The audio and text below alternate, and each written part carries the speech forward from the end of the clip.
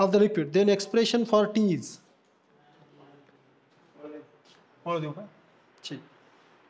आपल्याला सांगितलं होतं की एक लिक्विड ड्रॉप आहे, त्याचा टाईम पिरियड, व्हायब्रेशनचा टाईम पिरियड हा डिपेंड आहे सरफेस टेन्शन त्या लिक्विड ड्रॉपच्या रेडियसवर आणि त्याच्या सरफेस टेन्शनवर, आणि आणखी डिपेंड आहे त्याच्या डेन्सिटीवर. तर टाईम पिरियडचं रिलेशन काय असेल तर आपल्याला ते काढायचं होतं. ओके, तर टाईम पिरियड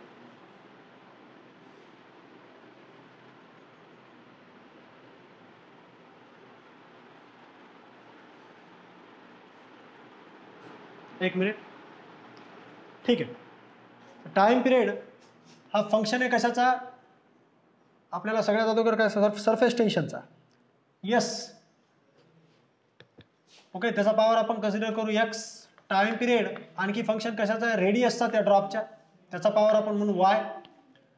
आणि टाईम पिरियड आणखी फंक्शन आहे कशाचा, डेन्सिटी, त्याचा पॉवर आपण म्हणू झेड. ओके, तर हे टाईम पिरियड त्या लिक्विड ड्रॉपच्या व्हायब्रेशनचा टाईम पिरियड हा डिपेंड आहे त्याच्या सरफेस टेन्शनवर, रेडियसवर आणि त्याच्या डेन्सिटीवर लिक्विड ड्रॉपच्या. तर याचं आणि या तिघांचं रिलेशन काय आहे आपल्याला काढायचं. त्याला आपण कंबाईन लिहू. Time period is a function of s to the power x, R to the power Y and rho to the power z. सर्वांना व्यवस्थित दिसतंय का, आवाज व्यवस्थित येतोय? ठीक आहे, चला, ठीक आहे. तर मग आता हे प्रपोर्शनॅलिटी साईन आपण फिजिक्समध्ये नेहमी प्रपोर्शनॅलिटी साईन इक्वल टू आणि कॉन्स्टंट घेतो के. बाकी as it is S to the power x, R to the power Y and rho to the power Z. तर आपल्याला एक्स वाय झेडच्या व्हॅल्यूज काढायच्यात, आलेल्या व्हॅल्यूज इथं ठेवायच्यात आणि त्यावरून आपल्याला रिलेशन मिळून जाईल. याला इक्वेशन नंबर 1 नाव देऊ आपण. टाईम पिरियड, टाईमचं युनिट काय, सेकंद. त्याचे डायमेन्शन्स काय असतील, M to the power 0, L to the power 0, T to the power 1. ही फंडामेंटल क्वांटिटी आहे टाईम, आणि फंडामेंटल क्वांटिटी युनिट काय, सेकंद. तर सेकंद हे टाईमचं युनिट आहे, त्याचा पॉवर काय येईल 1. सरफेस टेन्शन, सरफेस टेन्शनचे डायमेन्शन मी काल तुम्हाला लिहून दिले होते. आय थिंक ते डायमेन्शन होते M to the power 1, L to the power 0 आणि टी टू द पॉवर -2. काल मी तुम्हाला दिलं होतं लिहून, त्याचा स्क्रीनशॉट काढून घ्या म्हणलं होतं. आर रेडियस, रेडियस ही लांबी असते एक प्रकारची, तर तिची डायमेन्शन कशाच्या बरोबर असेल, लेंथच्या बरोबर. M to the power 0, L to the power 1, याचं युनिट काय असतं, रेडियसचं नेहमी मीटर. मीटर कशाचं युनिट आहे, लेंथचं, म्हणून त्याचा पॉवर 1. आणि T to the power 0. Density depend असते कशावर, तर मास डिवायडेड बाय व्हॉल्यूमवर. आणि मास डिवायडेड बाय व्हॉल्यूम याचे डायमेन्शन काय येतात, M to the power 1, L to the power -3 आणि टी टू द पॉवर 0. आता हे चारही क्वांटिटीचे डायमेन्शन आपल्याला माहिती आहेत, फक्त आता हे डायमेन्शन ठेवायचे आहेत आपल्याला इक्वेशन नंबर 1. लेफ्ट साईडला टाईम पिरियड आहे, तर टाईमचे dimension M to the power 0, L to the power 0, T to the power 1. Right साईडला इक्वल टूच्या K constant dimensions of S. यसचे डायमेन्शन्स काय आहेत, M to the power 1, L to the power 0 आणि T to the power -2. माझं काही चुकत असेल तर मला सांगा. ओके, सध्यापर्यंत तरी मला वाटतं बरोबर आहे सगळं, ठीक आहे. त्यानंतर आर, आरचे डायमेन्शन, रेडियसचे डायमेन्शन काय आहेत, M to the power 0, L to the power 1 आणि टी टू द पॉवर 0. आरचा पॉवर काय घेतला आपण वाय, तर त्याच्या डायमेन्शनचा पॉवर पण काय घेतलेलं वाय. आणि लास्ट डायमेन्शन कशाचे आपल्याला घ्यावं लागतील, डेन्सिटी. डेन्सिटीचे dimension M to the power 1, L to the power -3 आणि टी टू द पॉवर 0, आणि त्याचा पॉवर किती घेतला आपण झेड, तर डायमेन्शनचा पॉवर पण काय लागेल झेड. आता पॉवरच्या पॉवरचं काय होईल, multiplication. Okay, left hand side as it is लिहायची, M to the power 0, L to the power 0, T to the power 1, K. इथे एमचा पॉवर 1 आहे, त्याचा पॉवर पुन्हा किती x, 1 multiplied by x, x M to the power x. घातांकाचा गुणाकार होतो, L to the power 0, 0 multiplied by anything 0. 0ला कशाने गुणलं तर 0 होते, एलचा पॉवर 0. टीचा पॉवर -2 आहे, -2 गुणिले एक्स, -2x. तसंच इथं 0 मल्टिप्लाइड बाय वाय 0. एलचा पॉवर 1 आहे, 1 मल्टिप्लाइड बाय वाय वाय. टीचा पॉवर 0 आहे, 0 मल्टिप्लाइड बाय वाय 0. या ठिकाणी एमचा पॉवर 1 आहे, त्याचा पॉवर झेड आहे, 1 मल्टिप्लाइड बाय झेड झेड. एलचा पॉवर -3 आहे, -3 मल्टिप्लाइड बाय झेड -3 झेड आणि टीचा पॉवर 0 आहे, 0 मल्टिप्लाइड बाय एनिथिंग 0. ओके, इथपर्यंत सर्वांना समजलं काय केलं तर? हे व्यवस्थित दिसतंय सर्वांना? हां, ठीक आहे. बाकी सर्व मॅसेज करा, व्यवस्थित दिसतंय सर्वांना? ठीक आहे, चला. आता इथं प्रत्येकाचा काय गुणाकार आहे, तर गुणाकारामध्ये पॉवरची काय होते, बेरीज होते. तर left hand side as it is राहील, m to the power 0, l to the power 0, t to the power 1 equals to k. आणि राईट हँड साईडचे जे काही मल्टिप्लिकेशन मध्ये त्याच्या पॉवरचं काय होईल, बेरीज होईल. इथे m चा पॉवर x आहे, इथे m चा पॉवर 0, इथे m चा पॉवर z आहे. तर m चा पॉवर काय होईल, x प्लस 0 प्लस z. गुणाकारामध्ये घातांकाची बेरीज केली आपण. इथे l चा पॉवर 0, इथं y आहे आणि इथं -3z आहे. तर 0 प्लस y प्लस प्लस नाही, आता इथं -3z आहे म्हणून plus multiplied by minus minus -3z z -3z. इथे t चा पॉवर -2x आहे, इथे 0 आहे आणि इथे 0 आहे. तर t चा power -2x plus 0 plus 0. Okay, तर पुन्हा याला रिअरेंज करू आपण. m to the power 0, l to the power 0, t to the power 1. Left hand side as it is. Right hand साइडला x प्लस 0 प्लस z किती येईल, x plus z. 0 add केला काय, नाही केला चालतं. 0 प्लस y प्लस -3z, तर y plus y minus 3z. इथं -2x प्लस 0 प्लस 0, तर t टू द पॉवर काय -2x. तर अशा पद्धतीने आपण पॉवर्स काढलेत त्यांचे. आता लेफ्ट हँड साइड m चा power, right hand side m चा power. Left hand side l चा power, left hand side l चा power. Right hand side t चा power, left hand side t चा पॉवर. कम्पेअर करायचं. x plus z इकडे काय 0, x plus z ची value आहे 0. हे इक्वेशन मिळालं आपल्याला. y मायनस 3z ची व्हॅल्यू इकडे काय 0 आणि -2x ची व्हॅल्यू काय, -2x ची व्हॅल्यू इकडे काय 1. तर मग हे x ची व्हॅल्यू काढता येईल आपल्याला याच्यावरून. हे -2x इकडे डिव्हिजन मध्ये जाईल, तर x बरोबर काय -1/2. तर x ची व्हॅल्यू आली -1/2 तिसऱ्या रिलेशनवर, या रिलेशन. आता आलेली x ची व्हॅल्यू इथे ठेवा इक्वेशन नंबर 1 मध्ये. तर x ची व्हॅल्यू -1/2 आली, ती ठेवली आपण इथं. प्लस z बरोबर काय दिले आपल्याला 0. ते प्लस -2z 1/2 तिकडे गेल्यानंतर काय होईल, इक्वल टूच्या प्लस होईल. तर z इक्वल्स टू काय, हे इकडे मायनस आहे, इक्वल टूच्या तिकडे गेल्यानंतर प्लस होईल, तर 1/2. तर z ची आली 1/2. आता आलेली z ची व्हॅल्यू या इक्वेशन मध्ये पुटअप करा, या दुसऱ्या. त्याच्यावर आपल्याला कशाची व्हॅल्यू मिळेल, y ची. तर y -3z इक्वल्स टू 0 हे रिलेशन आहे. आलेली z ची व्हॅल्यू इथे ठेवा, तर y -3 1/2 z ची व्हॅल्यू इक्वल्स टू 0. तर हे किती येईल, y -3/2 इक्वल्स टू 0 आणि -3/2 तिकडे गेल्यानंतर काय होईल, प्लस. तर y इक्वल्स टू काय 3/2. ओके, आता हे सर्व इक्वेशन x, y आणि z च्या व्हॅल्यूज पुटअप करू आपण कशामध्ये, इक्वेशन नंबर 1 मध्ये. Put x, y, z in equation 1 याच्यामध्ये ठेवून दिलं आपण. तर t बरोबर k s to the power x आहे. x ची व्हॅल्यू किती आली, -1/2. -1/2. r to the power y आहे. r ची व्हॅल्यू किती आली, y ची व्हॅल्यू किती आली 3/2 आणि rho to the power z आहे. तर z ची व्हॅल्यू किती आली, +1/2. ठीक आहे.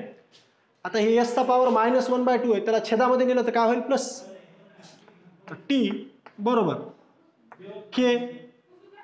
Okay, r to the power 3/2 आणि रो टू द पॉवर 1/2 आणि s छेदामध्ये नेलं तर s टू द पॉवर काय येईल, -1/2. ठीक, +1/2 सॉरी काय येईल, वर मायनस आहे, छेदामध्ये नेलं तर काय होईल, मायनस प्लस सॉरी.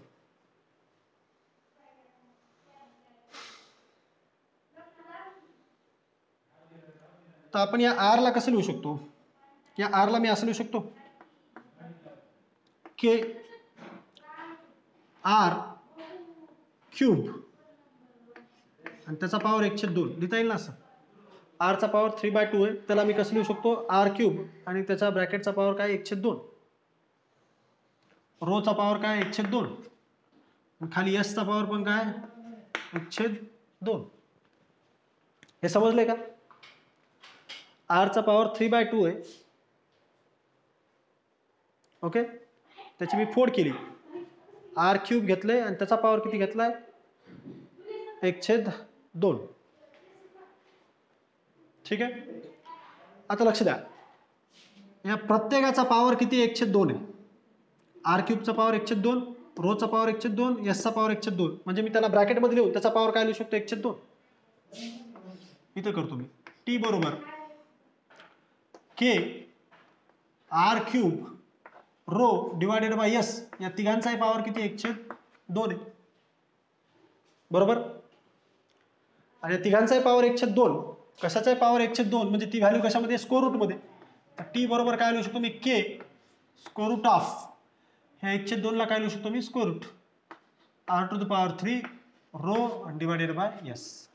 हे असेल रिलेशन. मला वाटतं हे ऑप्शन कोणता आहे? हा ऑप्शन आहे 1 नंबरचा ऑप्शन, ऑप्शन ए बरोबर आहे. ऑप्शन ए बरोबर. पूर्ण बोर्ड दिसत नाही. अरे दिसतोय रे,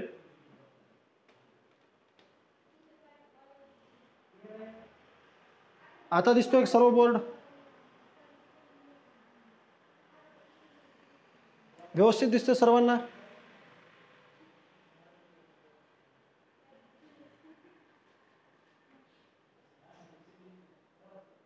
आता मला सांगा व्यवस्थित दिसतंय सर्वांना.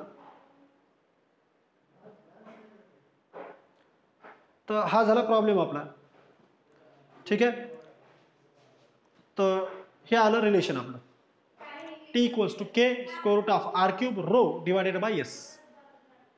तर ऑप्शन नंबर कोणता आहे? हा ए नंबरचा ऑप्शन आहे. ज्यांचं ज्यांचं ए ऑप्शन आलं ते बरोबर आहे सर्व.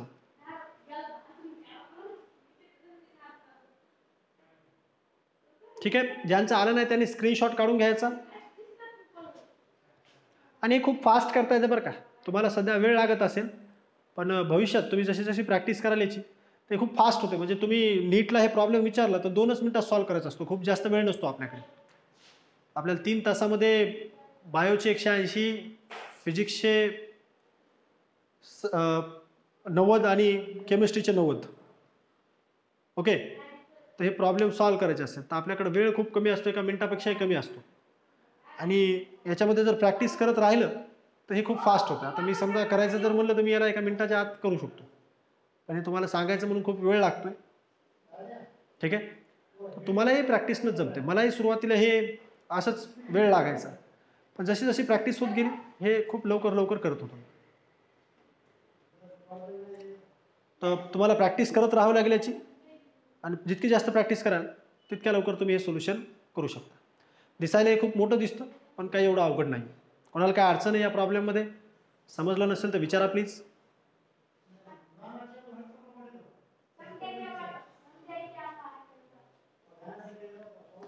कोणालाच काय अडचण येत नाही, मला काही कळत नाही. का उगाच हो म्हणायचं म्हणून हो म्हणता बरं. पहा, तसं करू नका प्लीज. काय अडचण असेल तर विचारत जा.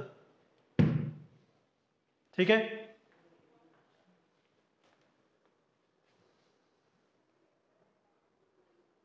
ओके. तर नेक्स्ट प्रॉब्लेम घेऊ आपण.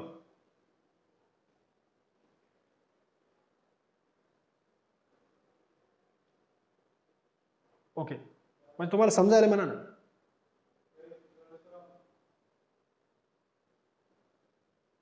चला, तर नेक्स्ट प्रॉब्लेम घेऊ आपण असाच. Next problem, if pressure P, velocity V and time T. ठीक आहे, ठीक आहे.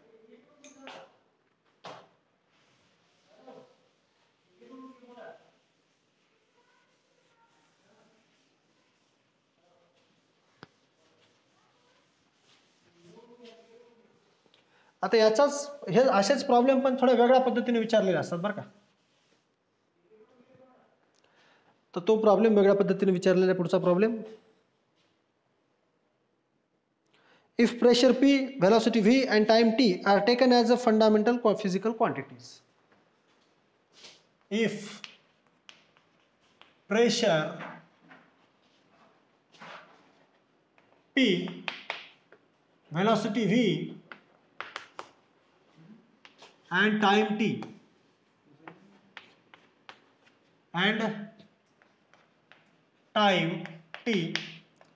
are taken as fundamental.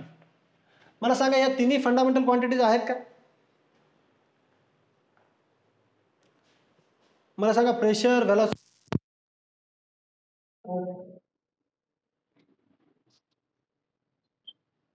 Yes. नाही. अरे नाही, या डिराइव्ड क्वांटिटीज आहेत. प्रेशर आणि व्हेलॉसिटी डिराइव्ड क्वांटिटी आहे. टाइम फंडामेंटल आहे. फंडामेंटल क्वांटिटी फक्त 7 आहेत. लक्षात आलंय का? अरे आपण पाहिलं ना फंडामेंटल क्वांटिटी आणि डिराइव्ड क्वांटिटी. फंडामेंटल क्वांटिटीज किती आहेत? 7.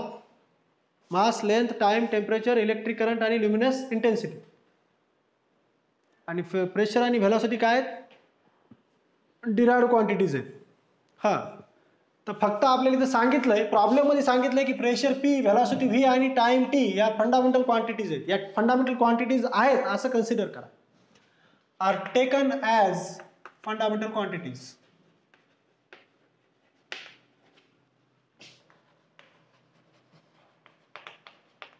Please.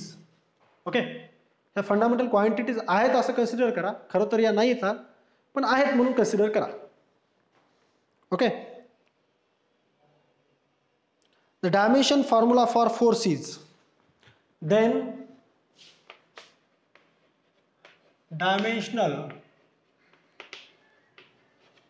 formula for forces.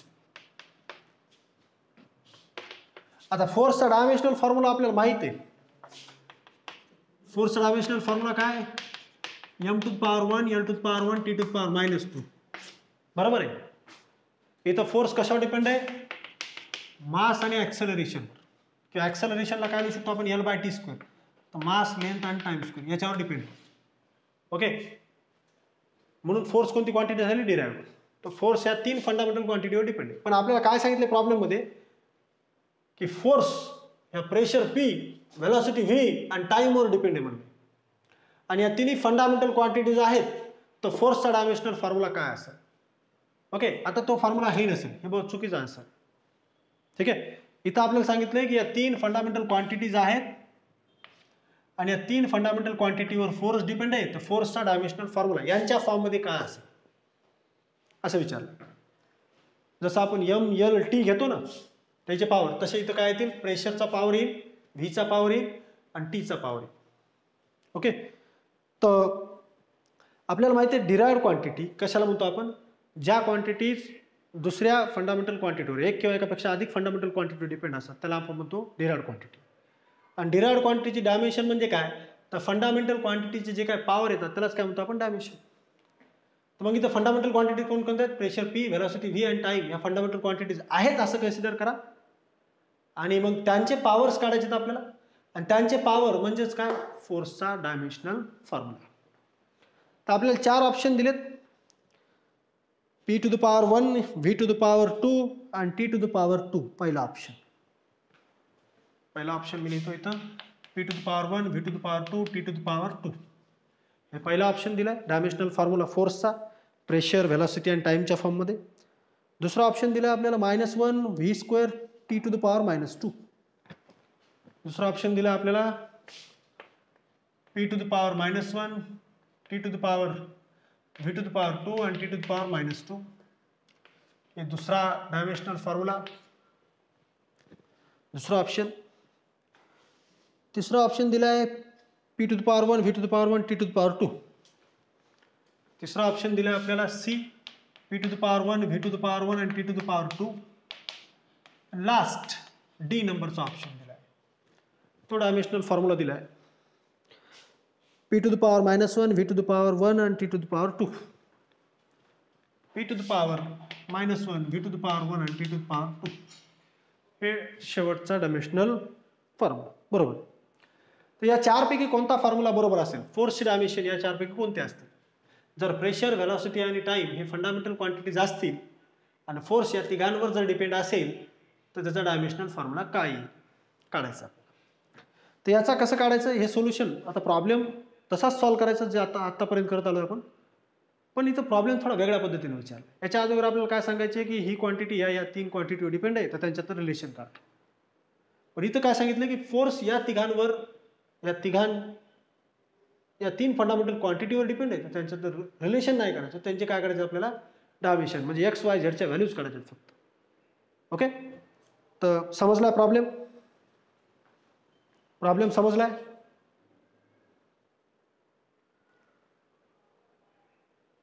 Okay, चला पुढे आणखी सॉल्व्ह केल्यानंतर तुमच्या लक्षात येऊन जाईल. हा आकाश लक्ष दे, आकाश इकडे लक्ष दे. डायमेन्शन कशाला म्हणतात माहिती आहे तुला? डायमेन्शन म्हणजे काय, तर जेव्हा एखादी डिराइव्ड क्वांटिटी आपण फंडामेंटल क्वांटिटीच्या फॉर्ममध्ये लिहितो तर त्या फंडामेंटल क्वांटिटीचे घातांक म्हणजे डायमेन्शन. ओके, किंवा जेव्हा एखादी फिजिकल क्वांटिटीचं आपण फंडामेंटल युनिट काढतो तर त्या फंडामेंटल युनिटचे पॉवर्स म्हणजे डायमेन्शन. तर आपल्याला इथं प्रॉब्लेममध्ये सरळ सरळ सांगितलं फोर्स ही एक डिराइव्ड क्वांटिटी आहे आणि ती फोर्स क्वांटिटी या प्रेशर, व्हेलॉसिटी आणि टाइम या फंडामेंटल क्वांटिटीवर डिपेंड आहे असं गृहीत धरा म्हणले. खरं तर या दोन्ही फंडामेंटल क्वांटिटी नाही आहेत पण गृहीत धरा म्हणले की आहेत त्या.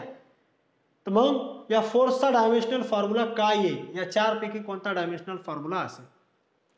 तर आपल्याला काय करावं लागेल माहिती आहे का, अगोदर फोर्स, प्रेशर, व्हेलॉसिटी आणि टाइम यांच्यामध्ये रिलेशन काढावं लागेल आणि मग त्यावेळेस प्रेशरचा पॉवर काय आहे, व्हेलॉसिटीचा पॉवर काय आहे आणि टाइमचा पॉवर काय आहे ते म्हणजे त्याचे काय असतील डायमेन्शन. ओके, समजले. सेम प्रॉब्लेम सॉल्व्ह करायचा जसा आपण त्याच्या अगोदर सॉल्व्ह केलाय. एक्स वाय झेडच्या व्हॅल्यूज काढायच्यात आणि त्या एक्स वाय झेडच्या व्हॅल्यूज म्हणजेच डायमेन्शन. ओके, समजले. तर मग आपण काय करू माहिती आहे का, सगळ्यात अगोदर सुरुवात करू काय की फोर्स हे डायरेक्टली प्रोपोर्शनल आहे कशाला, प्रेशरला. प्रेशरचा पॉवर काय घेऊ एक्स. फोर्स डायरेक्टली प्रोपोर्शनल आहे आणखी कशाला, व्हेलॉसिटीला. व्हेलॉसिटीचा पॉवर घेऊ वाय. फोर्स डायरेक्टली प्रोपोर्शनल आहे कशाला, टाइमला. टाइमचा पॉवर काय घेऊ आपण झेड. या तिघांना कंबाईन मध्ये लिहू तर फोर्स प्रोपोर्शनल आहे P to the power x, V to the power Y and T to the power Z. Okay, T to the power Z ला. ओके, तर ह्या एक्स वाय झेडच्या व्हॅल्यूजच काढायच्यात आपल्याला. ही 1 आली तर 1, 2 आली तर 2 आणि टीची व्हॅल्यू, झेडची व्हॅल्यू 2 आली तर कोणता ऑप्शन असेल बरोबर, पहिला. जर एक्सची व्हॅल्यू -1 आली, वायची व्हॅल्यू 2 आली आणि झेडची व्हॅल्यू -2 आली तर दुसरा ऑप्शन बरोबर असेल. जर आपली एक्सची व्हॅल्यू 1 आली, वायची व्हॅल्यू पण 1 आली आणि झेडची व्हॅल्यू 2 आली तर तिसरा ऑप्शन बरोबर असेल. जर आपली एक्सची व्हॅल्यू -1 आली, वायची व्हॅल्यू 1 आली आणि झेडची व्हॅल्यू 2 आली तर चौथा ऑप्शन बरोबर. तर आपल्याला एक्स वाय झेडच्या व्हॅल्यूज काढायच्यात, बाकी काही नाही करायचं. ठीक आहे, त्याला म्हणून आपण कॅपिटल टी वाटलेस. चला, तर प्रपोर्शनॅलिटी साइन आपण रिप्लेस करतो, केलं नाही तरी चालतं. प्रपोर्शनॅलिटी साइन रिप्लेस करतो कॉन्स्टंट. कॉन्स्टंटचं काही काम नसतं आपलं. P to the power x, V to the power y आणि T to the power Z. याला इक्वेशन नंबर 1 नाव. आता फोर्सचे डायमेन्शन आपल्याला माहिती काय, m to power 1, l to power 1, t to power -2. Pressure म्हणजे काय, फोर्स पर युनिट एरिया. मी लिहून दिले सर्वांचे डायमेन्शन तुम्हाला. त्याचे डायमेन्शन आहेत m to power I think -1 नाही 1, l टू द पॉवर -1 आणि t टू द पॉवर -2. प्रेशरचे डायमेन्शन. व्हेलॉसिटीचे dimension m to the power 0, l to the power 1 आणि t to the power -1. Velocity dimension. Last टाइमचे dimension m to the power 0, l to the power 0 आणि t to the power 1. हे झाले टाइमचे dimension. हे चारही dimension या equation number 1 मध्ये ठेवा. तर फोर्सचे dimension m to the power 1, l to the power 1, t to the power -2 equals to k. प्रेशरचे डायमेन्शन, प्रेशरचे m to the power 1, l to the power -1, m to the power 1, l to the power -1 आणि t to the power -2. याचा power काय घेतला आपण, x. p चा power x. v velocity dimension m to the power 0, l to the power 1, m to the power 0, l to the power 1, t to the power -1 त्याचा power काय घेतला आपण y, आणि t m to the power 0, l to the power 0, t to the power 1 आणि त्याचा power काय घेतला आपण z. ओके, इथपर्यंत काय अडचण आहे कोणाला? इथपर्यंत कोणाला काय अडचण आहे? ब्लर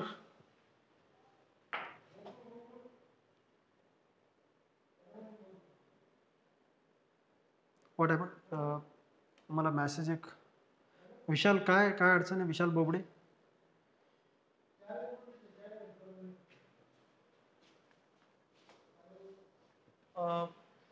काय अडचण काय विशाल? मला नाही लक्षात आलं. लिहू नका.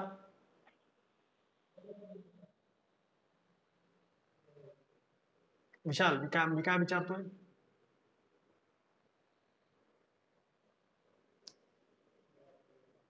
विशाल,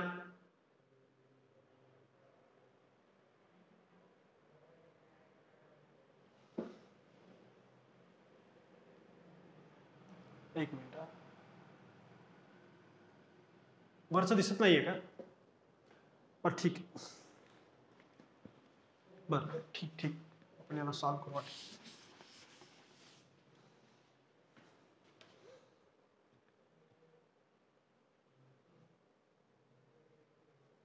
ठीक आहे, मी काही नाही, फक्त काय केलं होतं, फोर्सचे, प्रेशरचे, व्हेलॉसिटी आणि टाइमची डायमेन्शन ठेवली. फोर्सची dimension m to the power 1, l to the power 1, t to the power -2. Okay, हे दिसतंय का आता? मला सांगा, दिसतंय का?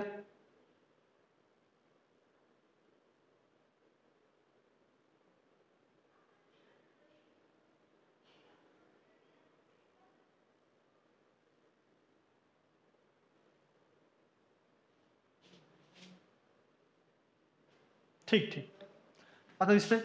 त्यानंतर कशामुळे लिहितोय मी वर? कारण की जागा आपल्याला लागणार आहे, त्यामुळं लिहितोय. बोर्ड छोटा आहे आपला आणि त्यामुळे ती अडचण आहे. व्हेलॉसिटी, आता लेफ्ट हँड साइड काय खे? प्रेशरची डायमेन्शन. प्रेशरची dimension m to the power 1, l to the power -1 आणि t टू द पॉवर -2. त्याचा पॉवर काय घेतला आपण? x. ओके, त्यानंतर आपल्याला याच्यात व्हेलॉसिटीचे dimensions m to the power 0, l to the power 1 आणि t टू द पॉवर -1. त्याचा पॉवर काय घेतला आपण? y. आणि टाइमचे dimension m to the power, खाली लिहितो मी 0, l to the power 0, t to the power 1. त्याचा पॉवर काय घेतला आपण? z. आता हे सर्व गुणाकारामध्ये पॉवरच्या पॉवरचं काय होईल? Multiplication. m to the power 1, l to the power 1, t to the power -2, k m to the power 1 multiplied by x, l to the power -1 multiplied by x, -x, t to the power -2 multiplied by x, -2x. Okay,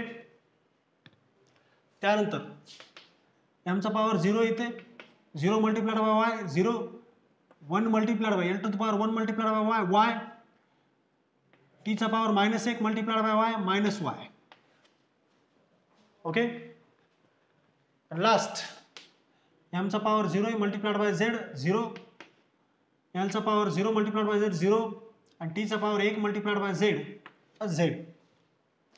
आता या तिन्ही dimensions कशामध्ये आहेत? गुणाकारामध्ये. तो गुणाकारामध्ये घातांकाची काय होईल? बेरीज. m to the power 1, l to the power 1, t to the power -2, left hand side as it is k. आता इथे m चा पॉवर x आहे, इथे m चा पॉवर 0 आहे, इथे m चा पॉवर 0 आहे, तर m चा पॉवर x प्लस 0 प्लस 0. इथे l चा पॉवर -x आहे, -x plus y plus 0, -x plus y plus 0. इथे x t चा पॉवर -2x आहे, -2x minus y plus z, -2x minus y plus z. हे झालं डायमेन्शन्स. ठीक आहे, तर m to the power 1, l to the power 1 आणि t to the power -2, k, m चा power x plus 0 plus 0, x, l चा power -x plus y plus 0, -x plus y. इथे t चा power -2x plus y minus y plus z, तर as it is -2x plus y plus z. आता फक्त काय करायचंय?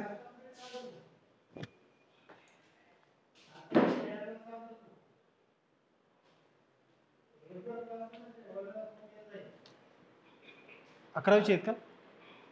कोण आहेत ते? कोण आहेत ते? दुसरे आहेत? मला वाटलं 11वीच्या मुलांवर. ठीक ठीक, काय सांग. Not clear. आता आहे का क्लिअर? हां, ठीक आहे. तर आता फक्त काय करायचं माहिती आहे का, आपल्याला पॉवर कंपॅरिझन करायचं. इथं एमचा पॉवर किती x आहे, इथं एमचा पॉवर किती 1 आहे. तर x बरोबर काय येईल 1, म्हणजे x ची व्हॅल्यू आपल्याला मिळाली 1. ओके. इथे एलचा पॉवर -x आहे, -x + y आहे, आणि इकडे एलचा पॉवर किती आहे 1 आहे. इकडे टीचा पॉवर -2x आहे plus y, sorry plus y नाही, इथं मायनस आहे बरं का, सॉरी चुकून झालं इथं मायनस. हे बघा मायनस आहे, हां बरोबर मायनस, -y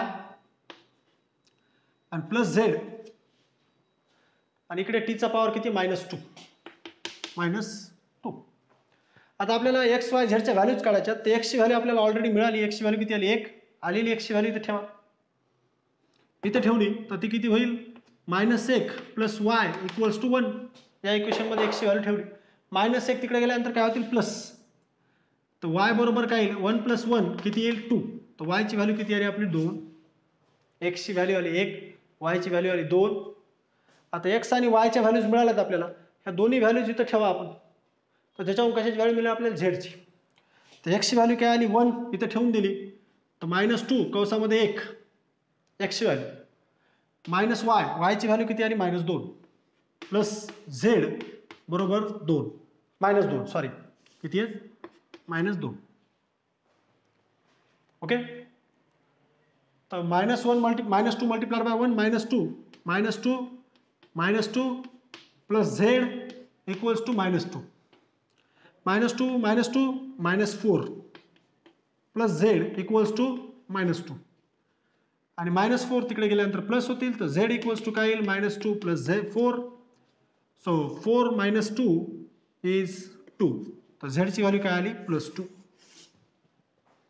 झेडची व्हॅल्यू काय आली +2. अशा पद्धतीने आपल्या एक्स वाय झेडच्या व्हॅल्यूज मिळाल्यात. आलेल्या एक्स वाय झेडच्या व्हॅल्यूज या इक्वेशन मध्ये ठेवा. Equation number 1, dimensions of force.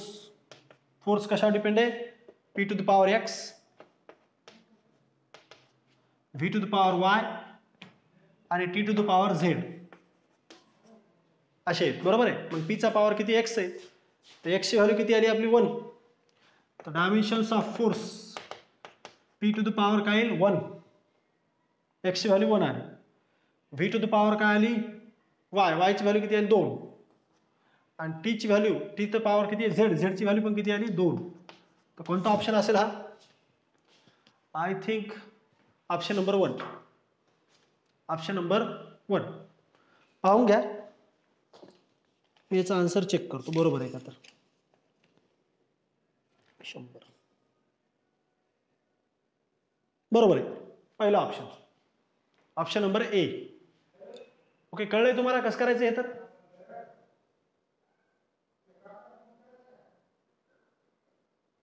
Same तसंच करायचं, एक्स वाय झेडच्या व्हॅल्यूजच काढायच्यात, बाकी काही नाही करायचं. काय अडचण आहे कोणाला? मीरा तुझी काय अडचण माहिती आहे का, रेंजची अडचण आहे. तुझ्या गावाकडे म्हणा, तू ज्या ठिकाणी आहे तिथं काही रेंज वगैरे नसेल कदाचित, आणि त्यामुळे तुला ती अडचण फेस करावी लागते.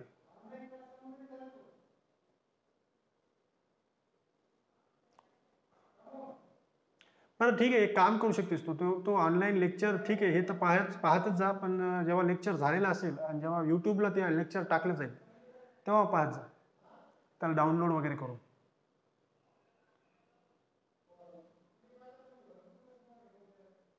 आणि यापेक्षा आपण काही करू शकत नाहीत वेगळं,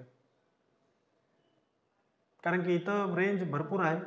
हे तुमचा लोकल प्रॉब्लेम आहे, तुमच्या ठिकाणचा प्रॉब्लेम आहे. हो रे, तुम्हाला व्हिडिओ तर मिळून जाईल. व्हिडिओ मला वाटतं किशोर भाऊ सगळे टाकतात ते. बरं ठीक आहे, हे प्रॉब्लेम मध्ये काय अडचण आहे कोणाला, समजलं हे?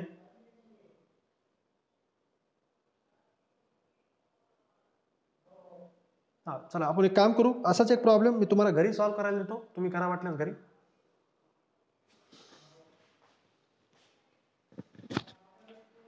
ठीक आहे, तर तुमच्याकडे पेन आणि वही असेल अशी अपेक्षा करतो मी, आणि प्रॉब्लेम लिहून घ्या.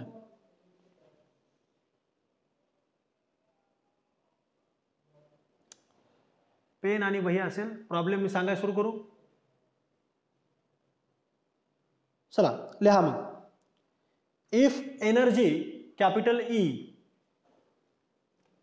If energy capital E, velocity v and force F,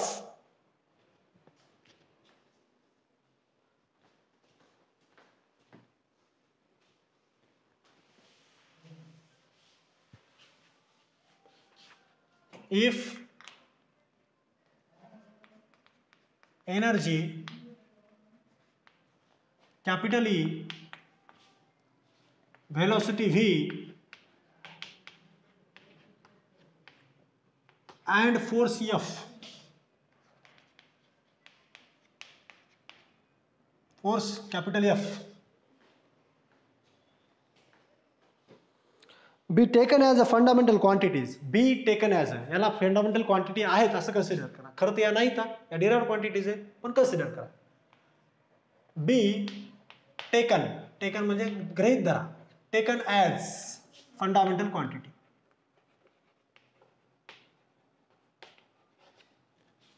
quantity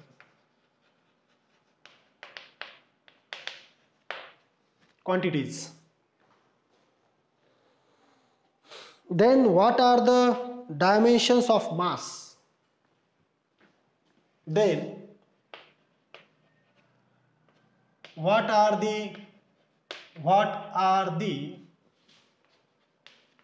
dimensions of mass? तर मासचे डायमेन्शन काय असतील? m कंसामध्ये स्मॉल m. तर याचे ऑप्शन्स लिहून घ्या. पहिला ऑप्शन आहे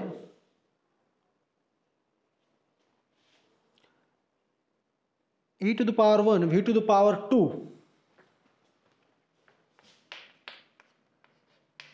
आता इथं तुम्हाला f कुठं दिसायला का या पहिल्या ऑप्शन मध्ये? नाही.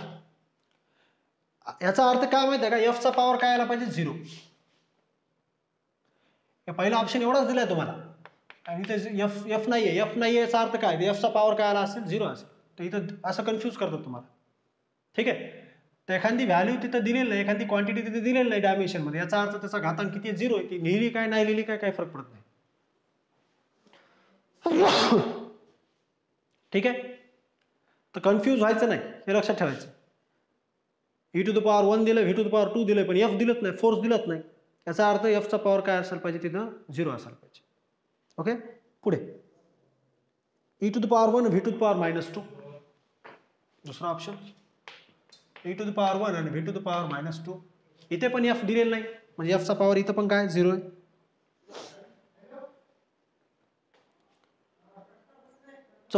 तिसरा option f to the power 1 आणि v to the power -1. v to the power -1 बरोबर. See f to the power 1 आणि v टू द पॉवर -1. आता इथे f दिले, e दिलेलं नाही म्हणजे या ऑप्शन मध्ये e चा पॉवर काय आला? 0 आला.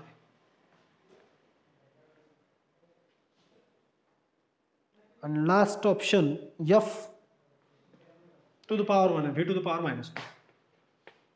f टू द पॉवर 1 आणि v टू द पॉवर -2. या दोन्ही ऑप्शन मध्ये e दिलेलं नाही म्हणजे या दोन्ही ऑप्शन मध्ये e चा पॉवर 0 आला असेल कदाचित, आणि या दोन्ही ऑप्शन मध्ये f दिलेलं नाही म्हणजे f चा पॉवर काय आला असेल? 0.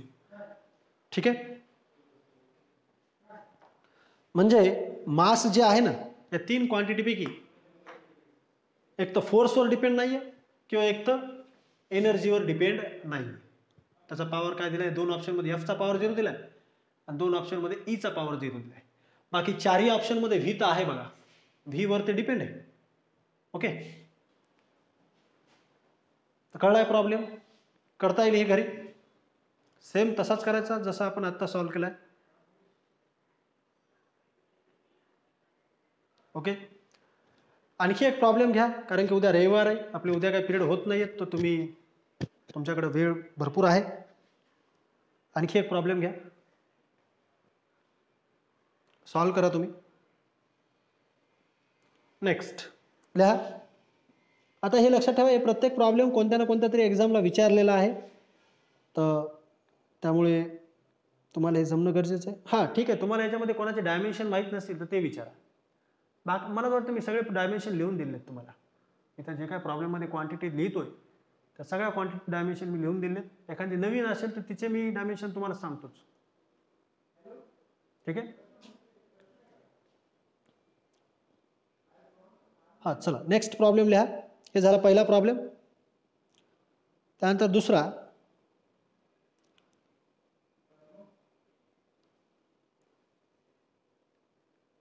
लिहा. If velocity of light c, if velocity of light, if velocity of light कंसामध्ये c लिहायचं. आता व्हेलॉसिटी तर कशाने दाखवली, सी सिम्बॉलने दाखवली. लाईटची व्हेलॉसिटी किती असते, 3 lakh kilometre per second. Velocity of light C झाले, comma gravitational constant capital G, gravitational constant capital जी,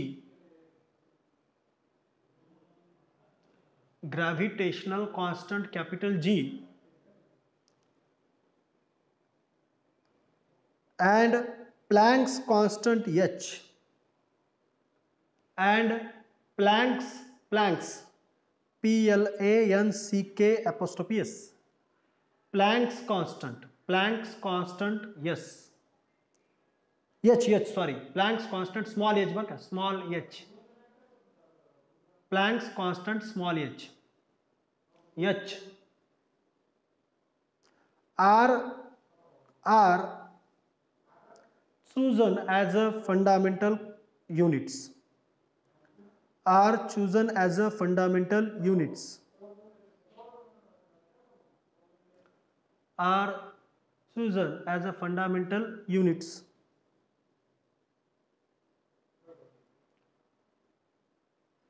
झालं इथपर्यंत. Then the dimensions of mass, then the dimensions of mass are, then the dimensions of mass are, problem संपला. Then the dimensions of mass are,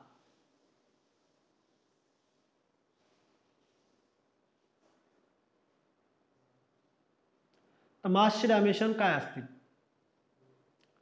झालाय पूर्ण problem. कोणाचा राहिला असेल तर सांगा, कुठं काही कळलं नसेल तर विचारा. मी पुन्हा एकदा पूर्ण प्रॉब्लेम करतो.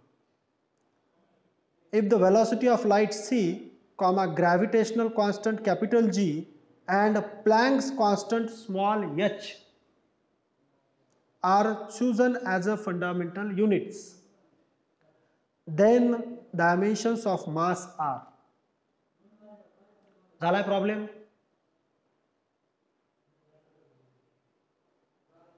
कोणाचा काही प्रॉब्लेम लिहायचा राहिलाय का.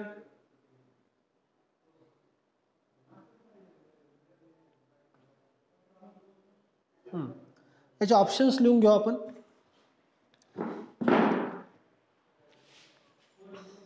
ऑप्शन्स, पहिला ऑप्शन आहे c to the power 1/2, g to the power 1/2, h to the power 1/2. पहिला ऑप्शन,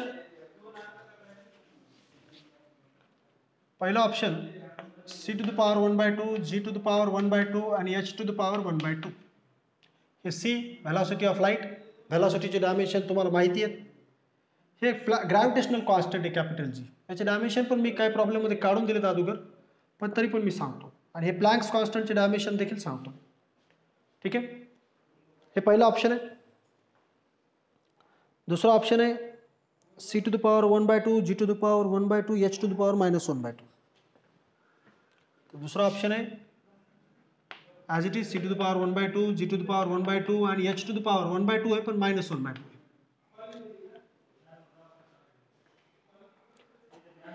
त्यानंतर तिसरा option c to the power 1/2, g to the power -1/2, h to the power 1/2.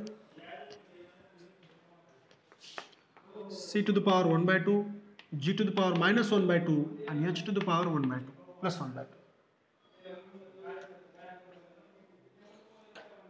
Last option g to the power minus 1 by c to the power minus 1 by 2 g to the power 1 by 2 h to the power 1 by 2 c to the power minus 1 by 2 g to the power 1 by 2 आणि h to the power 1 by 2. पहिल्या ऑप्शनमध्ये तिघांचाही power plus आहे 1 by 2. दुसऱ्या ऑप्शनमध्ये h चा power minus घेतलाय, तिसऱ्या ऑप्शनमध्ये g चा पॉवर मायनस घेतलाय आणि चौथ्या ऑप्शनमध्ये c चा पॉवर मायनस 1 by 2 घेतला. बाकी पॉवर तर 1 by 2 1 by 2 येणार आहे. ठीक आहे, फक्त एकाचा कोणाच तरी मायनस येत असेल किंवा बाकी सगळे प्लस येतात असं काहीतरी असेल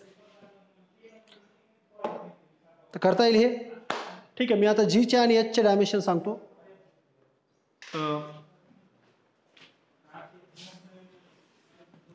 झालं, एकच मिनिट. सी व्हेलॉसिटी आहे, तर व्हेलॉसिटी डायमेन्शन तुम्हाला माहिती आहे, m to the power 0 l to the power 1 आणि t to the power minus 1. G gravitational constant आहे त्याचे डायमेन्शन्स येतील m to the power minus 1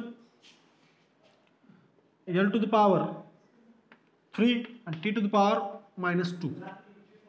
जी चे डायमेन्शन.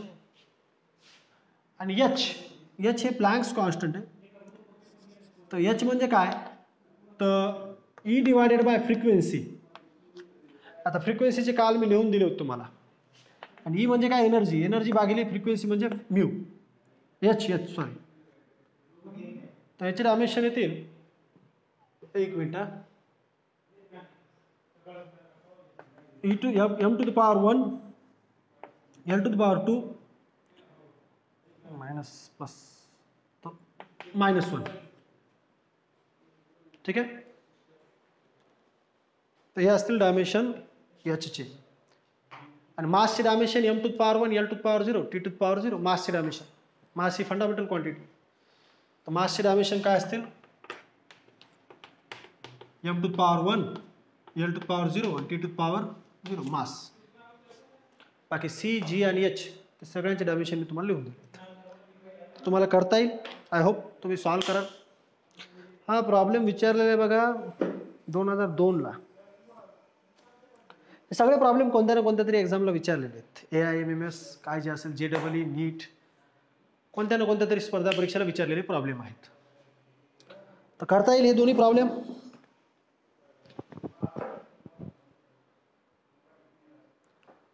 करा, ट्राय करा. चुकलं तर हरकत नाही, चुकू द्या, पण ट्राय करा. तुमच्याकडे उद्या बराचसा वेळ आहे, रिकामा वेळ. एक 10 मिनिटात होऊन जातात हे दोन्ही प्रॉब्लेम, काही अवघड नाही. ओके, मग आपण थांबू इथं. आजचा लेक्चर आपण इथंच थांबू. लेफ्ट फॉर सर्वजण. सोमवारी आपण एक नवीन टॉपिक सुरू करू, किंवा काही वेगळे प्रॉब्लेम असतील सापडले वेगळ्या पद्धतीचे तर ते एक सॉल्व्ह करू आपण.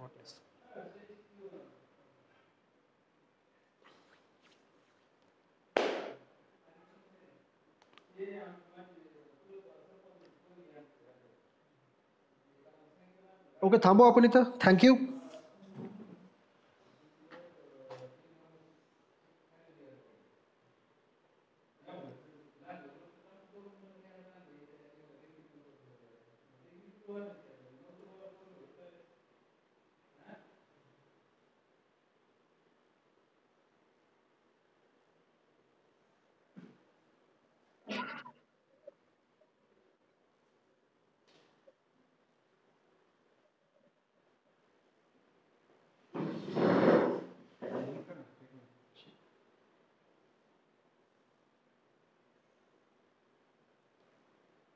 होतच नाही ते, मला तर 2-3 वेळेस केलं तर झालं नाही. ते मला काय कळच नाही. बरं लिहू नका काय म्हणले की एक्झाम कसं असते तुम्ही समजले का. पोरं हो म्हणते, काय प्रॉब्लेम, कोणी म्हणते नाही, तुम्ही तसं करा. तुम्हाला कन्फ्युजन